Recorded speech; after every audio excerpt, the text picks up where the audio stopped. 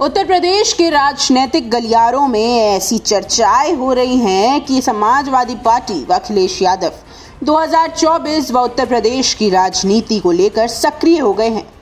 जहां समाजवादी पार्टी का विपक्ष उन पर यह आरोप लगा रहा है कि अखिलेश यादव एसी की ठंडाई में ही बैठे रहते हैं और जमीन की गर्मी से उन्हें कोई लेना देना नहीं है। इसी को लेकर बीते दिनों में अखिलेश यादव ने समाजवादी पार्टी की पदयात्रा निकालने का फैसला लिया। जब पदयात्रा शुरू हुई तो उस सिलसिले में वरिष्ठ समाजवादी नेता जनेश्वर मिश्रा की जयंती के अवसर पर सपा अध्यक्ष अखिलेश यादव जनेश्वर पार्क पहुंचे। यहां जनेश्वर मिश्रा की प्रतिमा पर उन्होंने पुष्प अर्पण किए और इसके बाद बीजेपी और आरएसएस को आड़े हाथों ले लिया। आरएसएस और संघ प्रमुख के ट्विटर हैंडल पर तिरंगे की फोटो ना लगाने पर अखिलेश यादव ने कहा कि आरएसएस की पॉलिटिकल पार्टी बीजेपी है। उनका इतिहास उठाकर देख लीजिए। अगर आप देखेंगे तो आपको पता चलेगा कि सालों से उन्होंने भारत का झंडा अपने स्थान पर नहीं लगाया है। वहीं यूपी के डिप्टी सीएम केशव प्रसाद मौर्य ने अखिलेश यादव के इस बयान को लेकर कहा कि वे आरएसएस पर टिप्पणी से पहले 1 महीना आरएसएस की शाखा में जाए। इसी के पलटवार में अखिलेश यादव ने कहा कि बीजेपी के लोग हमेशा बांट कर राज करते हैं। वे जानते हैं कि डिप्टी सीएम को आगे करने का मतलब है कि वे पिछड़े हैं। इसका बीजेपी लाभ उठा रही है। बीजेपी सरकार में तो पिछड़े, दलित और खासकर मुसलमान भाइयों के साथ जो धोखा हुआ है, नेताजी और तमाम समाजवादी लोग कहते हैं कि देश में जातीय जनगणना होनी चाहिए। हम समाजवादी लोग ये संकल्प लेते हैं कि जब कभी भी सरकार बनेगी तो जातीय जनगणना कराई जाएगी। वहीं अखिलेश यादव ने भाजपा के हर घर तिरंगा अभियान को लेकर भी निशाना साधा। उन्होंने कहा कि ये जो तिरंगा फहराने का कार्यक्रम चल रहा है, इसके लिए मैं सावधान करना चाहता हूं, क्योंकि बीजेपी तिरंगे के साथ दंगा भी फैला सकती है। बीजेपी तिरंगा यात्रा के साथ साथ समाज में कई ऐसी घटनाएं भी करा सकती है जिसमें समाज में दूरियां बन जाए। आइए आपको सुनाते हैं अखिलेश यादव का पूरा बयान।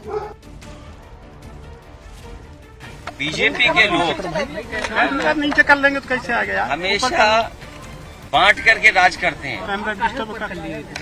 वो जानते हैं कि डिप्टी सीएम को आगे करने का मतलब है कि वो पिछड़े हैं, उसका लाभ उठा रही है बीजेपी।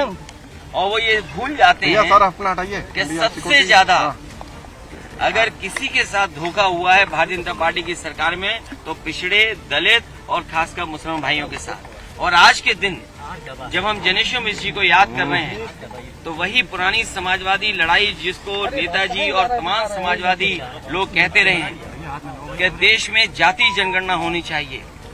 हम समाजवादी लोग आज जब छोटे लोहिया को याद कर रहे हैं तो ये भी संकल्प लेते हैं कि आने वाले समय में जाति जनगणना का काम कैसे हो, उसको कैसे आगे बढ़ाया जाए और जब कभी भी सरकार बनेगी तो जाति जनगणना कराई जाएगी। और इसके साथ साथ ये जो तिरंगा फहराने का कार्यक्रम चल रहा है, वहीं मैं सावधान करना चाहता हूं। ये भारतीय जनता पार्टी तिरंगा के साथ दंगा भी फैला सकती है।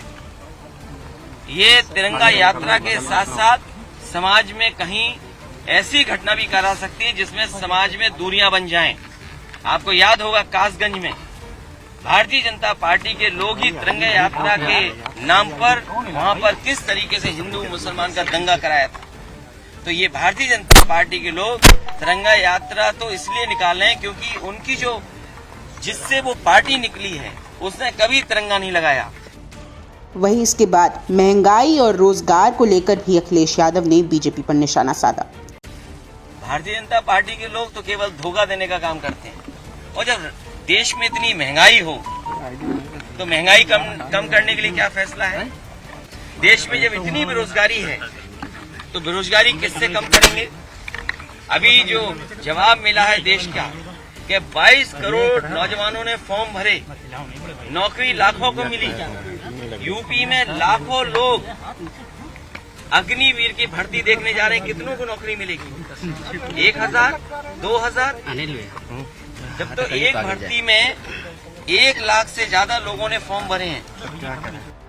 आपको बता दें कि समाजवादी पार्टी के विपक्ष लगातार अखिलेश यादव पर निशाना साधते हुए ये कहते आए कि उत्तर प्रदेश की राजनीति में अखिलेश यादव सक्रिय नहीं है, लेकिन अब अखिलेश यादव भी बीजेपी पर निशाना साधने से चूक नहीं रहे हैं। बीजेपी के हर एक कदम पर अखिलेश यादव बयानबाजी दे रहे हैं।